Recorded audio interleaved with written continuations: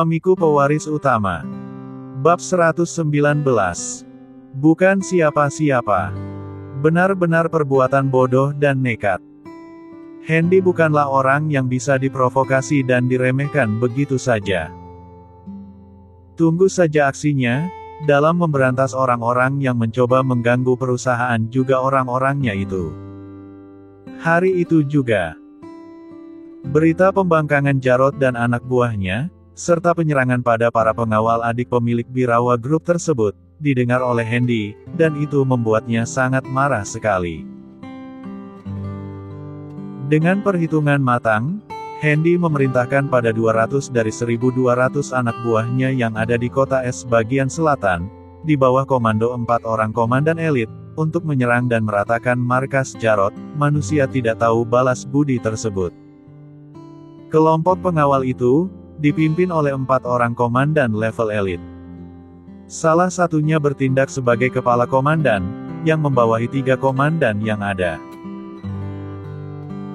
Hari itu sekitar pukul 10 malam, saat orang-orang mau beranjak tidur, Evander, mantan petarung Ma, sekaligus tentara terkuat di kesatuannya, walau sudah mengundurkan diri, terlihat sedang memberi instruksi pada anak buahnya yang lumayan banyak itu. Dalam instruksinya tersebut, dia lebih menekankan pada taktik sergap dan habisi, lalu menghilang tanpa jejak dan tidak menimbulkan keributan sekecil apapun saat terjadi penyerangan itu. Dengarkan semua. Tengah malam nanti, kita bergerak ke bagian timur, untuk melaksanakan perintah Tuan Besar kita, meratakan markas Jarod dan orang-orangnya. Ucap Evander dengan suara tegas. Dalam penyerangan nanti, kalian akan dibagi menjadi 4 kelompok besar, dan akan dipecah lagi menjadi 8 kelompok kecil, pada masing-masing kelompok yang sudah dipecah itu jika memungkinkan. 2 kelompok kecil dari kalian, akan menjadi pembuka jalan, dan menemukan lokasi yang pas untuk melakukan serangan senyap. Dalam serangan itu, diusahakan tidak menimbulkan suara, gunakan gas pembius agar mereka tertidur, dan saat mereka tertidur itu, baru kalian habisi mereka semua. Agar tidak terlalu mencolok pergerakan di tengah kota, maka aku atas persetujuan dari Tuan Besar, hanya akan mengirim 200 orang pengawal terpilih saja, untuk melaksanakan misi itu. Sedangkan sisanya akan tetap berada di markas ini, dan tetap menjaga objek vital milik Birawa Group. Selama 1 tahun lebih ini, kita telah lengah dan terlena, dengan situasi aman pada tiap-tiap perusahaan cabang Birawa Group, hingga orang seperti Jarod, memanfaatkan kelengahan kita, untuk berbuat sewenang-wenang di perusahaan yang dikelolanya itu. Untuk mencegah hal tersebut terulang kembali, maka mulai saat ini, Tuan Besar melalui Sekretaris Utama Perusahaan, memerintahkan pada kita untuk melakukan penjagaan 24 jam bergantian pada 8 perusahaan cabangnya di kota ini. Apakah ada pertanyaan? Tanya Evander pada seluruh anak buahnya. Tidak ada komandan. Malah kami semua sudah siap untuk diberangkatkan saat ini juga. Jawab komandan bawahannya tegas. Kalau begitu, 2 kelompok besar pertama segera berangkat untuk membuka jalan. Di bawah komando Komandan Barga.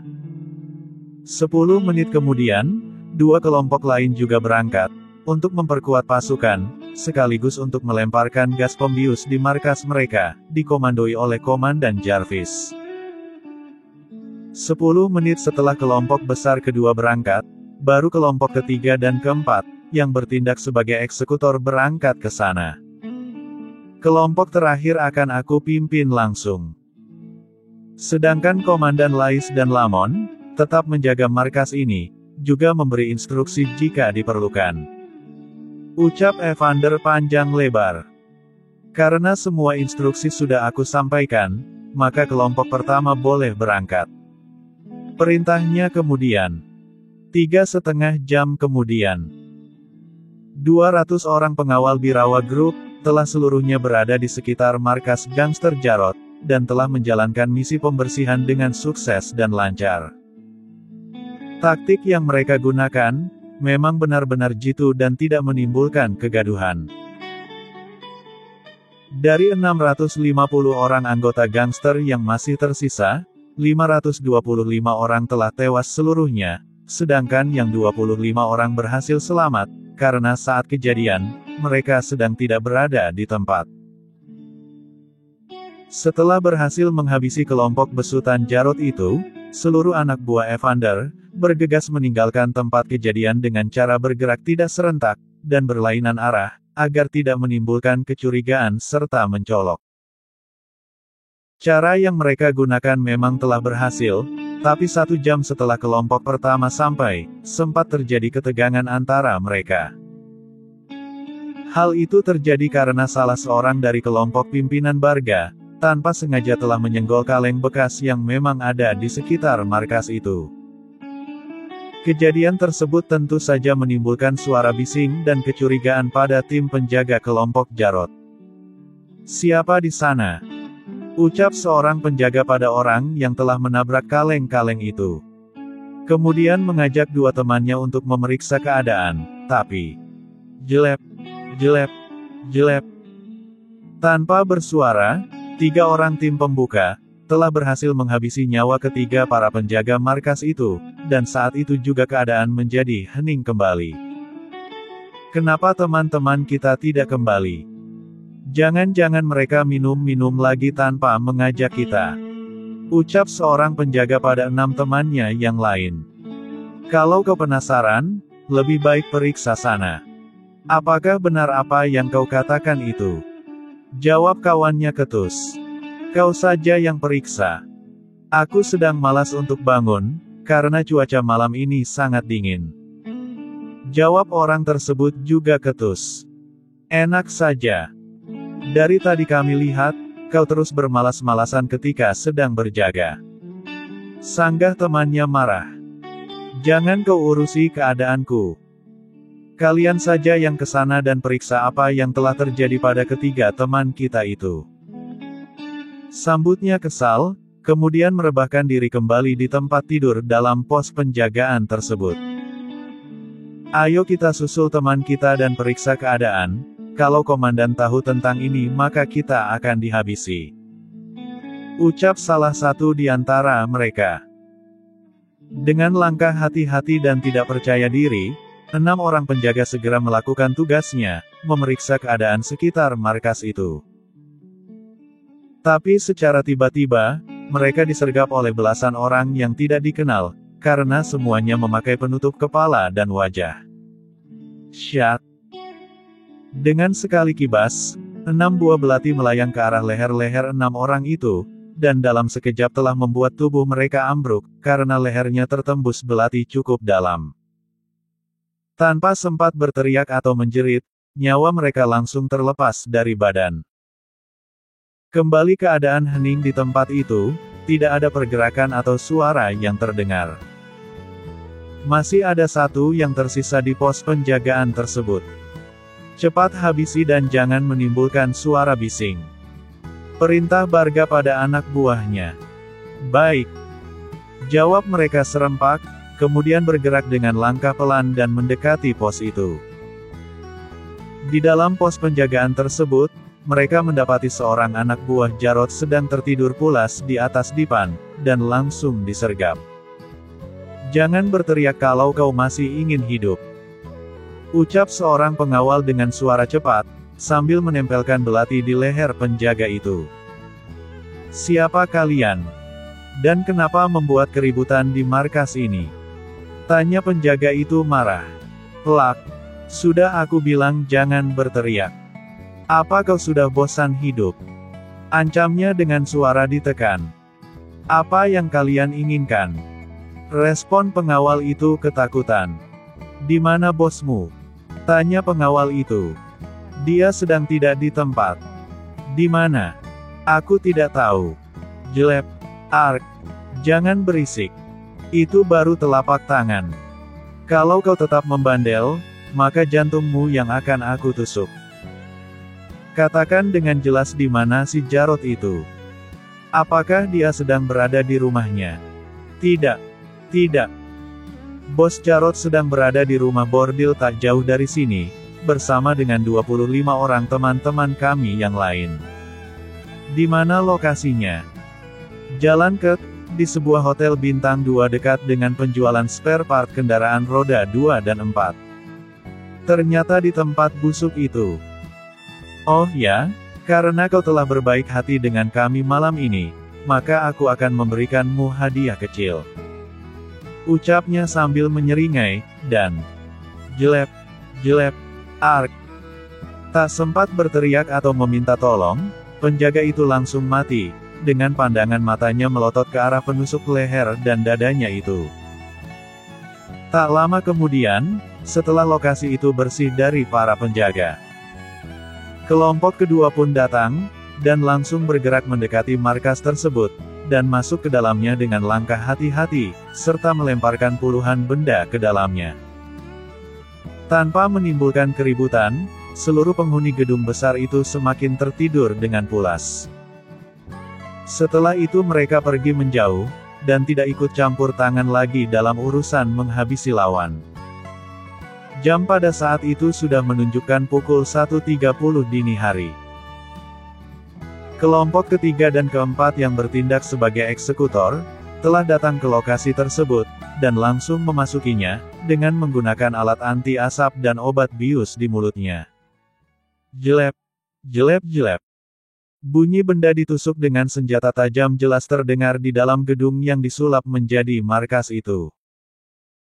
Ratusan tubuh tidak berdaya, mati di tangan musuh, dan tidak tahu siapa pelakunya. Hanya membutuhkan waktu setengah jam, seluruh anak buah Jarod telah dihabisi tanpa perlawanan sama sekali. Kini tempat itu telah menjadi tempat pembantaian tanpa kenal ampun. Di mana Jarod? Apakah dia ada di dalam? Tidak ada komandan, dia dan anak buahnya dikabarkan sedang berada di rumah bordil tak jauh dari sini. Jawab bawahannya cukup jelas. Kelompok 4. Kalian pergi ke tempat Jarod dan anak buahnya, dan habisi mereka tanpa sisa. Perintah tegas Evander pada anak buahnya. Baik.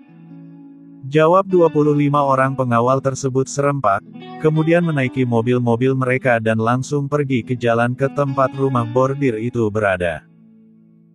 Bagi yang masih ada, segera tinggalkan tempat ini, dan berpencar agar tidak menarik perhatian. Sedangkan kelompok pertama, kalian harus tetap tinggal dan bertugas menyiramkan bensin-bensin itu ke seluruh areal gedung yang mudah terbakar, dan pasang pemantik api di dalamnya. Sisakan beberapa kaleng minyak yang masih utuh, dan biarkan tutupnya terbuka. 10 menit sesudah kita meninggalkan tempat ini, maka gedung akan terbakar dengan sendirinya. Cepat kerjakan dan bergerak sesuai instruksi. Perintah Evander tegas. Baik. Jawab beberapa orang di antara mereka serempak. Sementara itu, kelompok 4 yang ditugaskan menyambangi rumah bordil, saat ini telah berada di lokasi, dan langsung masuk, dengan menyamar sebagai pelanggan. Tapi hanya seorang yang berperan sebagai pelanggan sedangkan sisanya menyisir kamar-kamar yang ada di hotel atau tepatnya rumah bordil tersebut. Tujuan mereka adalah mencari dan menemukan keberadaan Jarod dan 25 anak buahnya, dan benar saja, semua orang yang dicari, memang ada di kamar-kamar yang mereka datangi. Tanpa membuang waktu lagi dan tanpa kenal takut, semua kamar yang ditempati oleh bawahan Jarod, mereka masuki secara serentak. Siapa kau? Tanya salah seorang dari mereka terkejut, saat anak buah Barga masuk ke kamarnya, ketika dia sedang berasyik masyuk dengan 2 orang wanita penghibur di rumah bordil tersebut. Syat. Jelep. Tanpa menjawab atau bersuara, belati sepanjang 30 cm melayang ke arah orang itu dengan kecepatan tinggi, dan tepat mengenai lehernya. Kalian berdua jangan berisik dan jangan berteriak, kalau masih sayang dengan nyawa. Ucap penyerang tersebut dengan ekspresi dingin. Kemudian mendekati jasad bawahan Jarod, serta mengambil belati yang menancap di lehernya, dan tak lama kemudian pergi begitu saja. Tapi sebelum dia keluar dari dalam kamar itu, dia sempat berkata, "Jika kalian berdua masih sayang dengan nyawa, maka diamlah, dan jangan berteriak atau histeris. Kalau kalian mengabarkan pembunuhan ini, maka kalian juga akan aku habisi seperti dia.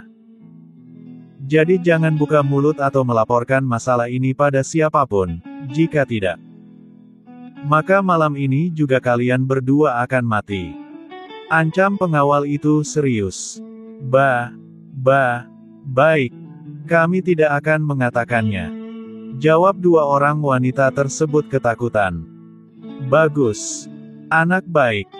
Ternyata kalian masih sayang dengan nyawa, dan masih ingin hidup.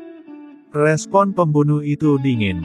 Tapi tiba-tiba, tolong, ada pembunuhan. Teriak salah seorang dari pelayan ehem-ehem itu keras, tapi hanya terdengar dari dalam kamar, karena kamar itu seperti kedap suara. Syat, jelep, ark.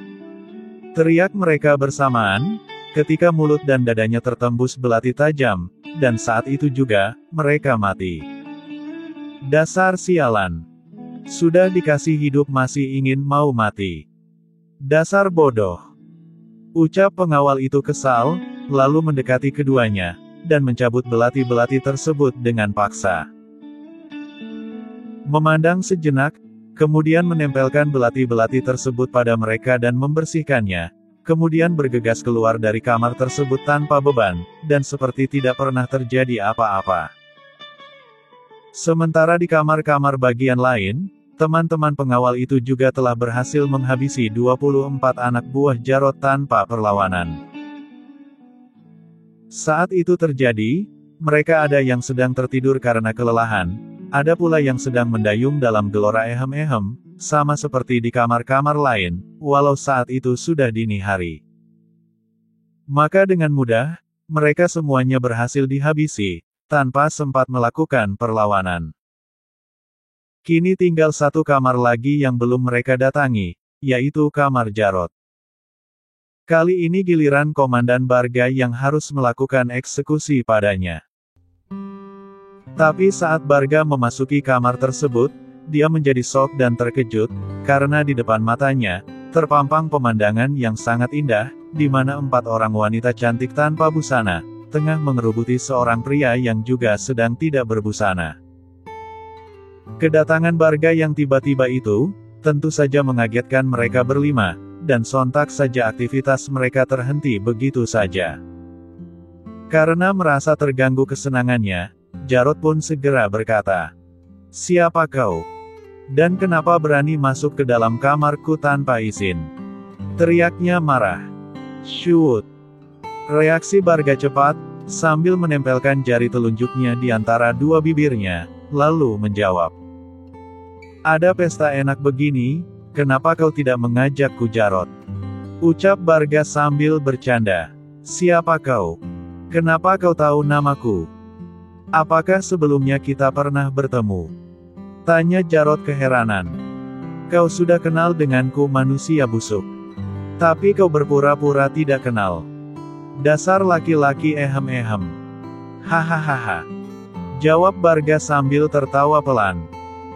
"Buka penutup kepala dan wajahmu itu, agar aku tidak salah orang."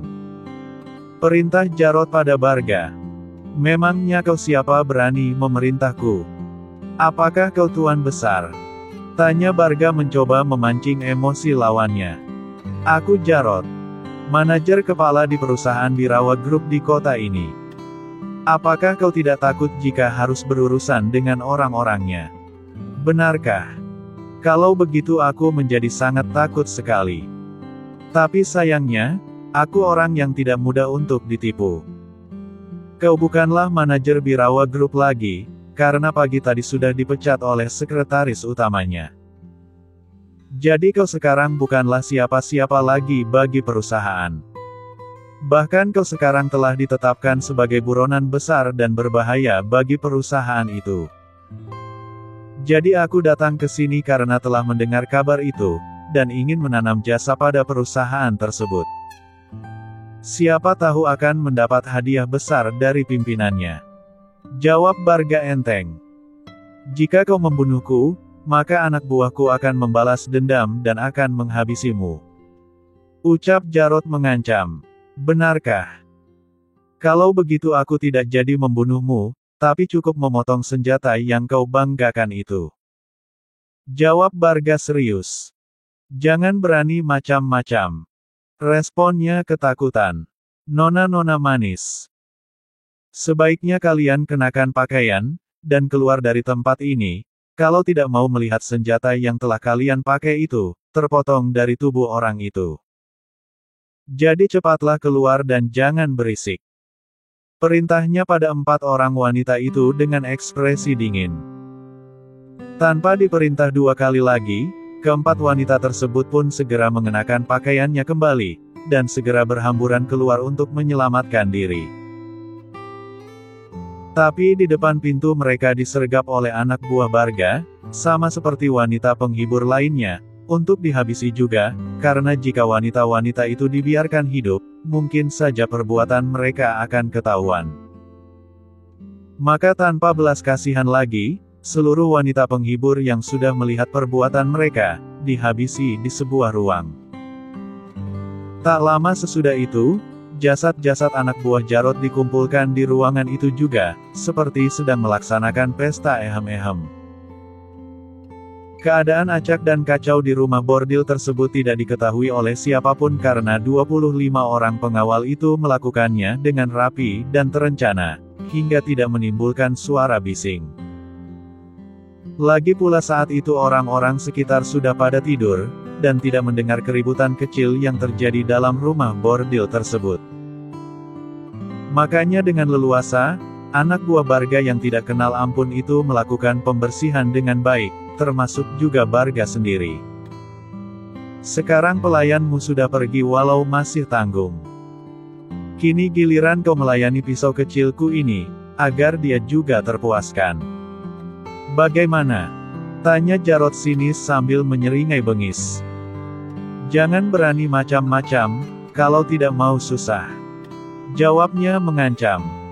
Memang apa kebiasaanmu dalam situasi terdesak seperti ini? Kau hanya tinggal sendiri, karena seluruh anak buahmu sudah diselesaikan oleh anak buahku. Tapi sebelum kau menyusul mereka, aku ingin mendengar sedikit kebaikan darimu.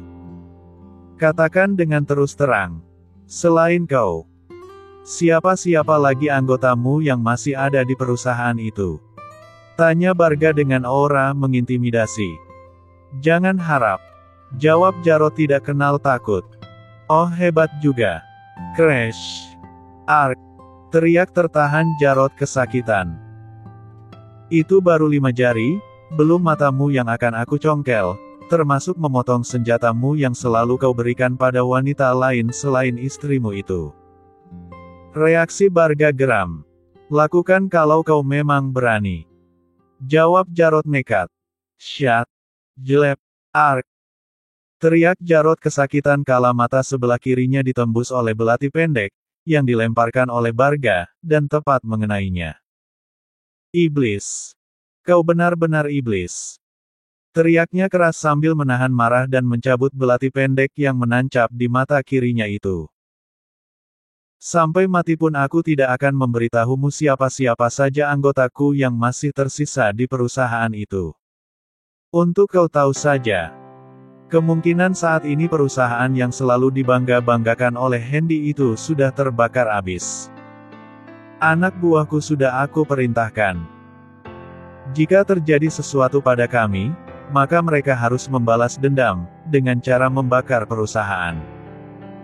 Ucap Jarod mencoba menakuti lawan misteriusnya itu. Oh aku baru dengar tentang itu. Tapi sayangnya baru saja masuk pesan di handphoneku, bahwa anak buahmu yang ternyata adalah 2 orang security itu, keduanya telah dihabisi oleh anak buahku. Sebenarnya siapa kau? Kenapa kau seperti mengetahui seluruh seluk-beluk perusahaan? Tanya Jarod penasaran. Karena kau akan mati maka aku akan berbaik hati menunjukkan wajah tampanku ini padamu. Tapi setelah itu kau harus mati, walau dengan mati penasaran karena tidak percaya. Lihatlah wajahku ini. Ucapnya cepat sambil membuka penutup kepala juga wajahnya. Komandan Barga. Seru Jarod terkejut, matilah. Serunya pula, dan jelep, jelep, ark. Keluh Jarod kesakitan, saat tubuhnya ditembus belati sepanjang 30 cm, dan tak lama kemudian dia mati dengan penasaran. Bakar tempat ini agar tidak meninggalkan jejak. Yang lain segera pergi. Perintah Barga tegas. Baik, jawab mereka serempak, lalu mengerjakan perintah dari komandan mereka tanpa beban. Tak lama kemudian rumah bordil tersebut terlihat terbakar di lantai dasar dan lantai duanya, karena terbuat dari kayu lama. Sedangkan hotel bintang 2 di sebelahnya, tidak mereka usik dan tidak ikut terbakar. Kejadian dini hari tersebut, tentu saja mengejutkan warga sekitar. Tapi apa daya, mereka tidak bisa menolong karena api berkobar sangat besar, jadi hanya bisa melihatnya saja. Dalam sekejap, rumah bordil itu sudah hangus terbakar, dan hanya menyisakan puing-puing hitam, termasuk jasad-jasad yang sudah tidak bisa dikenali lagi, karena hampir 99% jasad mereka terbakar. Yang tinggal hanya kerangkanya saja, itu pun sudah banyak yang terlepas. Sementara itu, gedung yang dijadikan markas gangster Jarod juga sudah terbakar, dan tidak meninggalkan jejak apapun. Dugaan sementara adalah ledakan gas dari dalamnya, karena ketika diperiksa, mereka hanya menemukan tabung gas, juga kaleng-kaleng bekas bahan bakar. Sedangkan orang-orang yang mendiaminya semuanya telah hangus dan hancur terbakar, serta sudah tidak bisa dikenali lagi, kecuali jika melakukan tes secara mendalam dan hati-hati. Kini keadaan jalanan menjadi ramai dengan banyaknya petugas pemadam kebakaran yang berseliweran di sekitar jalan tersebut. Tapi para pelaku pembakaran itu sekarang telah duduk manis di markasnya, dan seperti tidak pernah melakukan apa-apa. Bersambung.